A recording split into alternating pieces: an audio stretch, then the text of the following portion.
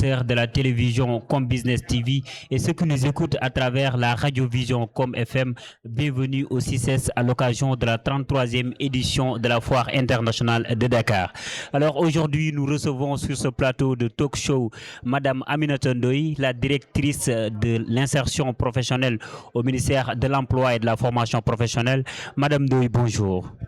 Bonjour, Monsieur Ndiaye. C'est un plaisir pour nous d'être à vos côtés aujourd'hui. Merci d'avoir répondu à notre invitation. Merci à vous pour l'invitation. D'accord. Alors, nous allons démarrer notre talk show avec l'actualité. Vous avez animé aujourd'hui un showcase de l'insertion professionnelle, un showcase placé sous le thème Masterclass sur les soft skills. Alors, qu'est-ce que ça veut dire, showcase? Voilà, donc merci beaucoup Ndiaye pour cette question. Je vais commencer par dire que la participation du ministère de l'Emploi et de la formation professionnelle à la 33e FIDAK est portée sous le sceau donc de la communion avec tous les acteurs du secteur de la formation professionnelle et au-delà de tout ce qui est montre entreprise, le patronat et le secteur productif. Parce que quand on parle de formation professionnelle, c'est pour qu'au final, que les jeunes formés puissent trouver une insertion professionnelle, un emploi décent. Quelle est la particularité? On parle du panel aujourd'hui. Animer un showcase. Voilà, donc chaque année, on s'est dit qu'on va aller vers l'innovation.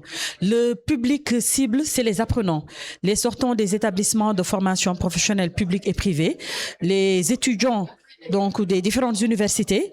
Et nous nous sommes dit que les années passées, on organisait des panels qui tournaient autour donc des grandes problématiques de la formation professionnelle et technique. Et cette année, on s'est dit qu'on va faire focus sur l'employabilité des jeunes. Et c'est sur cette base qu'on s'est dit que on va aller chercher des initiatives, des interventions innovantes qui vont captiver l'attention un peu de nos apprenants. Et ce showcase, c'était une série d'animations de coachs avérés sur l'employabilité, parce que le ministère veut renforcer l'employabilité des jeunes apprenants en faisant quoi? En renforçant tout ce qui est compétences soft. Donc, en dehors des compétences techniques qu'on les apprenne donc au sein des établissements, on s'est dit qu'on va les renforcer sur tout ce qui est soft skills. Et par soft skills, on a commencé d'abord par le développement personnel, le leadership, la prise de parole en public, parce qu'on s'est dit que les jeunes doivent apprendre à construire le projet personnel et professionnel. Et là, les coachs étaient là pour vraiment des séries d'interactions, séries questions-réponses. Et vraiment, on était également sur une action innovante, c'est-à-dire les conférences slamées, les conférences râpées. C'est des initiatives que nous avons eu à partager avec de grands initiateurs comme Simon Kouka, mais aujourd'hui nous avons convié des slammeurs comme Jaslam et vraiment des jeunes artistes qui sont venus faire le show autour de ces concepts autour de l'employabilité des jeunes sur les soft skills. D'accord. Alors, en parlant même d'employabilité, alors, Madame Ndoye, aujourd'hui, quelles sont, on veut savoir, même les téléspectateurs voudront savoir, quelles sont les missions principales de la direction de l'insertion? Voilà. Donc, la première mission de la direction de l'insertion, c'est l'accompagnement des jeunes dans leur parcours d'insertion. Vous savez, avant 2001, le ministère de la formation professionnelle et technique était seulement cantonné dans des activités de formation professionnelle. L'aspect accompagnement, appui des jeunes à l'insertion ne faisait pas partie de ses prérogatives. Maintenant, après les différentes réformes qui ont un peu perlé le secteur de la formation professionnelle et technique, nous nous sommes dit que on va aller vers l'accompagnement des jeunes, et les différents documents de politique du ministère mettent comme résultat intermédiaire, comme priorité, l'accompagnement des jeunes vers leur parcours d'insertion.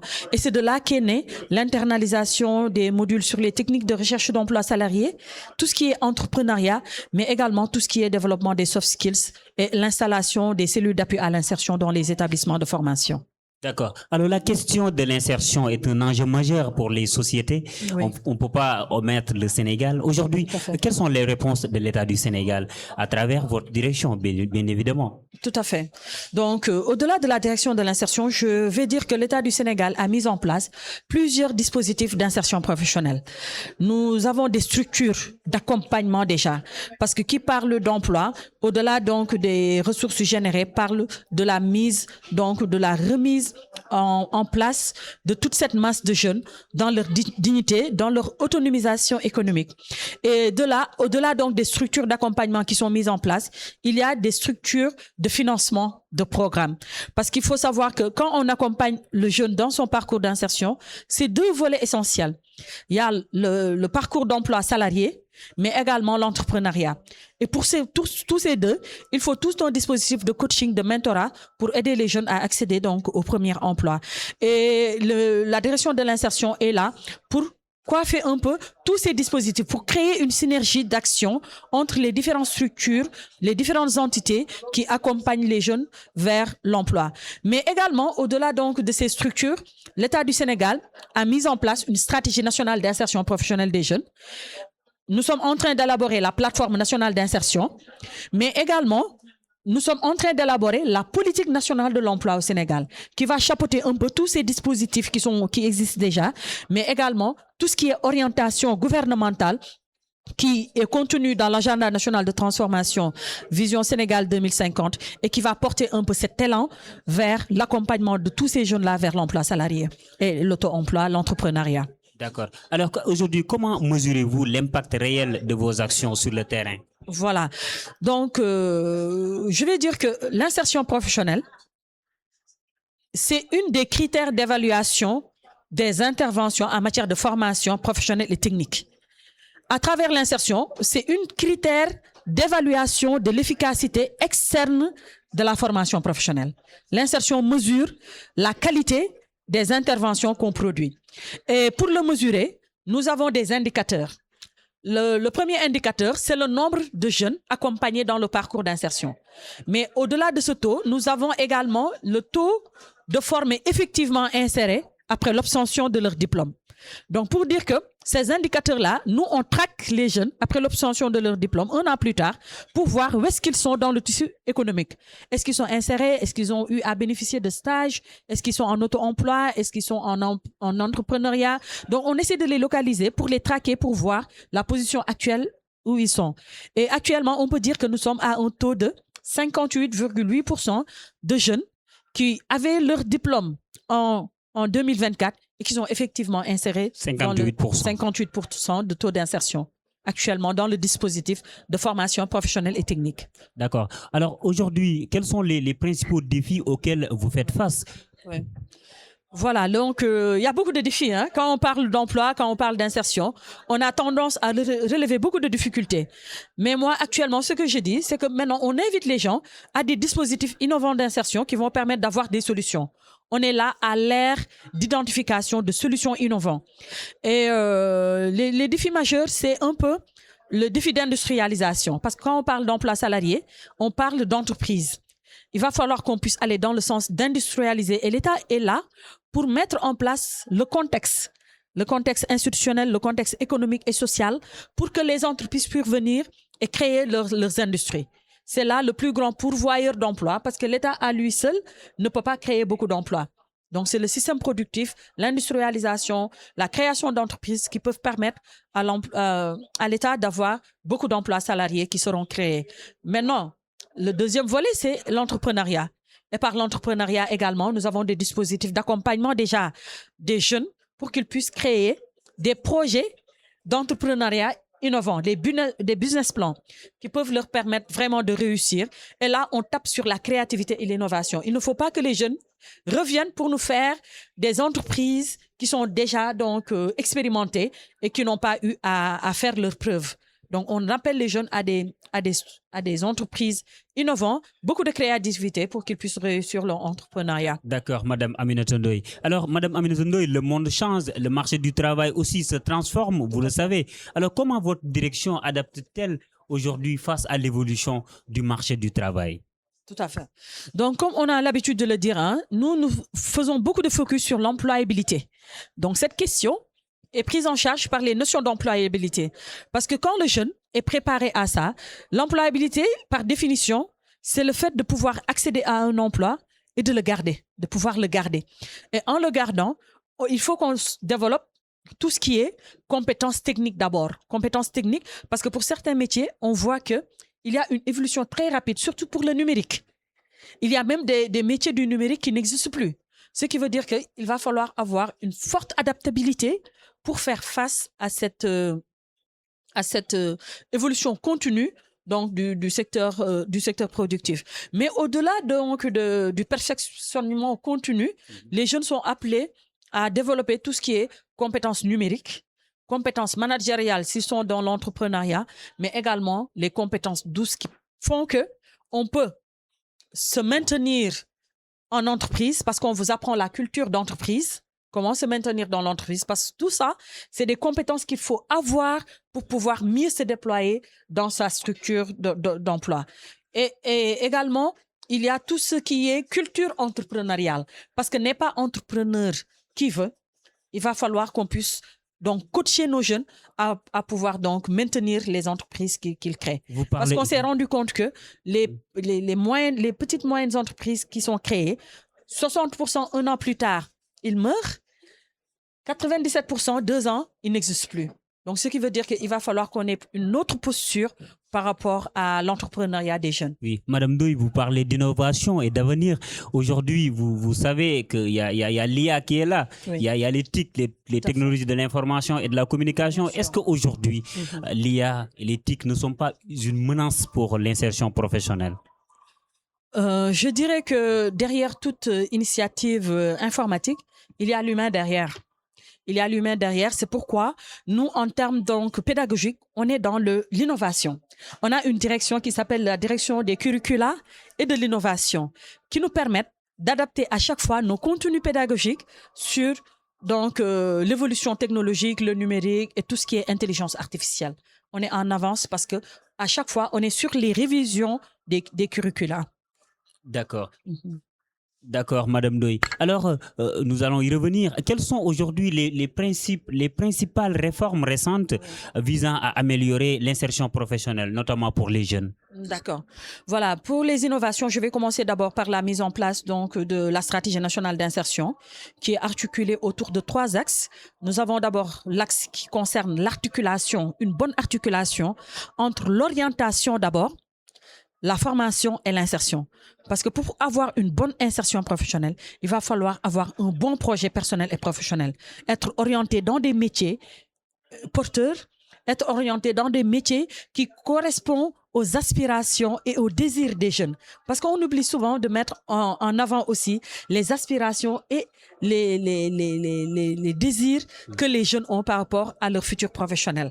Mais également, on a l'axe optimisation de la création d'emplois salariés et tout ce qui est intensification de la création donc d'auto-emploi et d'entrepreneuriat. Mais au-delà de la stratégie nationale d'insertion, nous avons la plateforme nationale d'insertion, nous avons la convention nationale État employeur qui a été évaluée et qui a une nouvelle version qu'on a appelée la convention nationale État employeur 2.0 qui va bientôt être déployée, mais également tout ce qui est politique nationale d'emploi, comme je l'avais dit tout à l'heure. D'accord, vous venez juste de parler État employeur. Oui. Alors, vous le savez, l'État ne crée pas d'emploi, mais facilite l'environnement pour les jeunes d'avoir un emploi. Alors aujourd'hui, comment la direction collabore-t-elle avec le secteur privé pour créer des emplois? Effectivement. Donc, j'avais parlé des missions d'accompagnement de la direction, mais la deuxième mission, c'est la création de synergies autour des acteurs qui tournent autour de la politique de l'emploi. Donc, vous savez qu'en dehors de l'État, il y a plusieurs structures, plusieurs acteurs qui gravitent autour des questions d'insertion et d'emploi. Et nous avons eu à déployer ce qu'on a appelé des cadres de concertation. Des cadres de concertation au niveau local parce que on a 2 approches de mise. C'est l'aspect territorialisation, mais également l'aspect inclusion sociale. Et nos cadres de concertation nous permettent au niveau de chaque localité d'avoir les acteurs de l'industrie du nouveau local, les acteurs étatiques, mais également tout ce qui est OCS, OCB qui gravite autour des questions d'emploi, les jeunes déjà comme on dit, tout ce qui se fait pour nous sans nous n'est que donc se fait contre nous. Les jeunes sont placés au cœur de nos initiatives. Les jeunes, on les implique beaucoup dans les structures, dans la structuration de nos politiques. Mais également, nous avons au niveau local les responsables de cellules d'appui à l'insertion qui créent un peu la synergie des acteurs qui gravitent autour donc de chaque localité. D'accord. Vous parlez tout à l'heure de territorialisation. Vous savez bien que le thème de cette année, de cette 33e foire internationale de Dakar, c'est transformation territoriale et développement inclusif. Oui. Alors, vous adhérez à cette cause-là. Alors, vous, quel est votre coup de main? Qu'est-ce que vous pouvez apporter, c'est-à-dire aux jeunes qui sont logés ou bien qui sont dans les territoires, comment vous les aider à mieux avoir l'insertion professionnelle? Voilà, donc pour ça, hein, je vais commencer par dire que pour avoir l'insertion professionnelle, il faut d'abord commencer par avoir une qualification professionnelle. On ne peut pas trouver un emploi à un jeune sans pour autant le former. C'est la formation qui prime. Et au niveau du ministère de la formation professionnelle, nous avons plusieurs dispositifs de formation. Nous avons le système d'enseignement classique qui se fait au niveau des centres de formation, au niveau des lycées d'enseignement technique, mais également au niveau des universités. Mais également, nous avons la formation duale, école-entreprise, et la formation par apprentissage.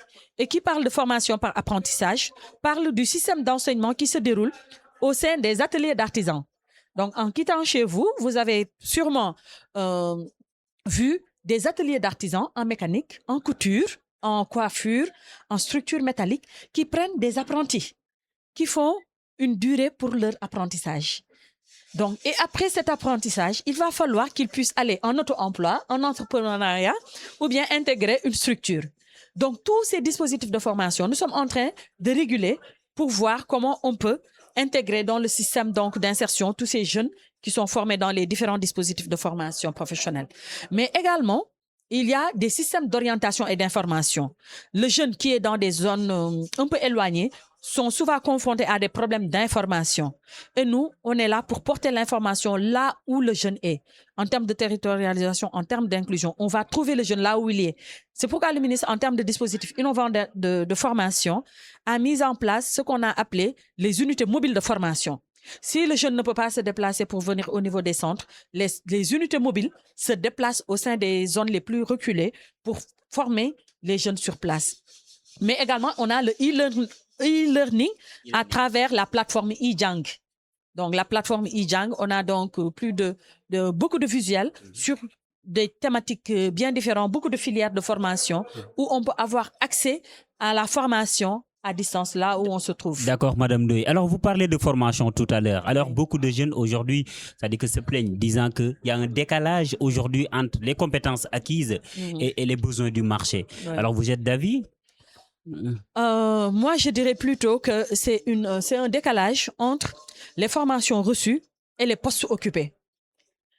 C'est en fait le problème de l'emploi. Ce n'est pas l'inadéquation. Non, il n'y a pas une inadéquation entre les formations qu'on donne aux jeunes et les postes pourvus. C'est plutôt une inadéquation entre la formation reçue par les jeunes et le poste qu'ils occupent après.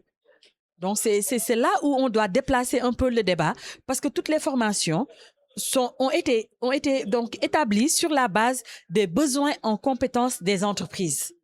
Donc, on ne peut pas parler de déphasage là-dessus. Donc, ce déphasage qu'on peut noter, c'est que le jeune puisse être formé en mécanique et qu'il puisse se mouvoir dans un atelier de menuiserie. Qu'on puisse recevoir une formation en secrétariat bureautique et on se voit reconvertir en comptable, etc. Donc, c'est plutôt de ça qu'il s'agit que d'inadéquation entre les formations qui sont réellement élaborées avec le secteur privé. D'accord. Alors, vous avez parlé tout à l'heure des apprentis qui sont dans les ateliers de l'artisanat, des artisanats. Oui. Alors, face à l'importance de l'économie informelle, alors quelles sont les stratégies mises en place aujourd'hui pour faciliter la transition des jeunes vers l'économie formelle? C'est ça. Voilà. Donc, quand on parle d'emploi, il y a une forte prévalence de l'informalité. Donc, c'est pourquoi quand on parle de stratégies de formation et d'insertion, on ne doit pas négliger cette grande masse de jeunes qui sont dans ces différents dispositifs de formation et d'emploi informels. Et à travers la direction de l'apprentissage déjà, on est en train de formaliser tout ce qui est apprentissage à travers des guides de formation pour les maîtres artisans et pour les apprentis, mais également la certification. Pour être reconnu, il te faut une certification et à travers la validation des acquis de l'expérience, le ministère est en train de certifier ces jeunes qui sont dans l'informel. Et après la formation, tout ce qui est ouverture d'entreprise, progressivement, on invite les jeunes à se formaliser, à donc voir toutes les possibilités que le secteur formel peut offrir en termes d'accompagnement en termes de financement des jeunes quand on se formalise. D'accord, d'accord, Madame Ndoye. Alors aujourd'hui, quels sont les principaux obstacles à l'insertion socio-professionnelle? Les principaux obstacles? Oui, les obstacles, comme je l'avais dit tout à l'heure, c'est le tissu économique qui est assez faible. C'est aussi l'accès à la formation aussi qui est assez limité. Parce qu'avant, on naissait dans une famille d'ouvriers, on devenait ouvrier. On naissait dans une famille d'artisans, on devenait artisan. On naissait dans une famille de pêcheurs ou d'agriculteurs, on devenait agriculteur ou pêcheur. Un métier qui se transmet de C'est génération ça. en génération. Maintenant, le mode de production n'est plus héréditaire. Avec la venue de l'école et vraiment de cette génération, on est sur la qualification. Et vraiment, il y a aussi l'absence d'un tissu économique assez étoffé, mais également pour l'entrepreneuriat, l'absence d'idées, de projets assez innovants qui puissent être viables au-delà des 2 ans. Donc, il y a beaucoup d'obstacles qui enfreignent un peu l'accès des jeunes à l'emploi. Et nous sommes là pour essayer d'apporter des dispositifs innovants pour permettre et faciliter l'accès des jeunes à un dispositif d'emploi décent. D'accord. Alors, au vu de ces obstacles-là, alors aujourd'hui, comment voyez-vous l'avenir de l'insertion socio-professionnelle dans les prochaines années? Voilà. Dans les prochaines années, je vais dire que on est rassuré par l'approche systémique que le gouvernement du Sénégal a prise en charge, parce qu'on se dit que en vase clos, on ne peut pas tout réussir. L'emploi, c'est tous les sectoriels. L'emploi, c'est tous les secteurs d'activité. Et je pense que c'est ensemble qu'on va réussir à vraiment former cette masse de jeunes qui est là et à les aider à avoir une insertion professionnelle viable. D'accord. Alors, quels sont aujourd'hui vos objectifs prioritaires à court terme? Voilà. Les objectifs prioritaires de la direction de l'insertion, c'est l'opérationnalisation déjà de la stratégie nationale d'insertion professionnelle, mais également le lancement de la plateforme nationale d'insertion qui nous permet d'avoir des statistiques fiables en matière d'insertion professionnelle, le dispositif de suivi, évaluation des données sur l'insertion, mais également qui va servir de tribune de rencontre entre l'offre et la demande d'emploi. Donc, ça va être une plateforme très dynamique où vraiment tous les acteurs de l'écosystème vont se rencontrer pour se parler et trouver des solutions ensemble à l'insertion professionnelle des jeunes. D'accord, d'accord. On ne peut pas parler d'insertion professionnelle sans parler des ISEP, les Tout à instituts d'enseignement, Voilà, oui, de supérieur d'enseignement professionnel. Exactement, Est-ce qu'aujourd'hui, ces instituts-là contribuent à l'insertion professionnelle? Bien sûr, je pense que les ISEP ont été créés dans le cadre des réformes de l'enseignement supérieur pour donner une qualification professionnelle aux jeunes. Parce qu'avant, on disait que les universités ne formaient que des profils académiques qui étaient voués à l'enseignement. Mais maintenant, avec les ISEP, on se rend compte que la formation professionnelle niveau Bac plus 2 est vraiment professionnalisante, qualifiante et avec une durée courte de formation qui permet à l'apprenant, dès le sortie, à l'étudiant, dès son sortie, de pouvoir avoir des qualifications professionnelles et techniques qui lui permettent de se vendre dans le marché du travail. D'accord. Alors, Madame Aminata Ndoye, merci d'avoir répondu à notre invitation. C'est moi. Dernière question. Si vous avez à résumer l'insertion en un mot ou bien une phrase. L'insertion professionnelle durable vraiment place l'humain au cœur de ses interventions. Et je vais dire toujours un message d'espoir que je porte aux jeunes pour leur dire que juddoo fi Sénégal, màggee fi, jàngee fi, tekki fi, mën na nekk. Il y a toujours de l'espoir devant nous. D'accord. Alors, mën na nekk, Madame Aminata Ndoye, directrice de l'insertion au ministère de l'Emploi et de la formation professionnelle, était l'invitée de notre talk show aujourd'hui. Alors, nous remercions les téléspectateurs de la télévision Com Business TV qui nous ont suivis et les auditeurs de la radio Com FM. Nous vous remercions et nous remercions également Aminata Ndoye d'avoir répondu à notre invitation. Nous vous donnons rendez-vous pour un autre numéro de talk show ici au CCS à l'occasion de la 33e édition de la Foire internationale de Dakar. Nous remercions Issa Dial qui était au niveau de la réalisation, de Adama aussi et Amouridia également. Merci.